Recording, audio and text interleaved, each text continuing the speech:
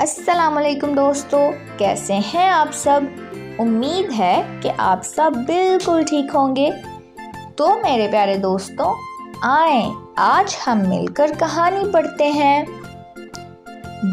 جنگل میں ایک خوبانی کے درخت پر چڑیا اپنے گھونسلے میں بیٹھی تھی۔ اس کے کھانے کا ذخیرہ بھی ختم ہو چکا تھا۔ بارش اور اندھیرے کی وجہ سے وہ کہیں نہیں جا سکتی تھی کہ اچانک اسے ایک جگنو نظر آیا۔ جگنو نے چڑیا سے اس کی اداسی کی وجہ پوچھی۔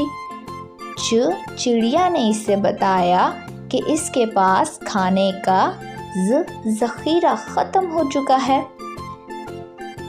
جگنو چڑیا کو قریب ایک درخت کے پاس لے گیا، جہاں بارش کی وجہ سے ڈھیر ساری کھجوریں گری ہوئی تھیں۔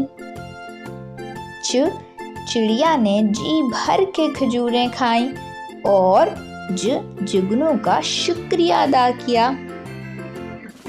تو پیارے بچوں، ہمیں اس کہانی سے یہ نتیجہ ملتا ہے، ہمیں لوگوں کی مدد کرنی چاہیے جب انہیں مدد کی ضرورت ہو۔ امید ہے آپ کو کہانی بہت پسند آئی ہوگی۔ پھر ملتے ہیں۔ خدا حافظ۔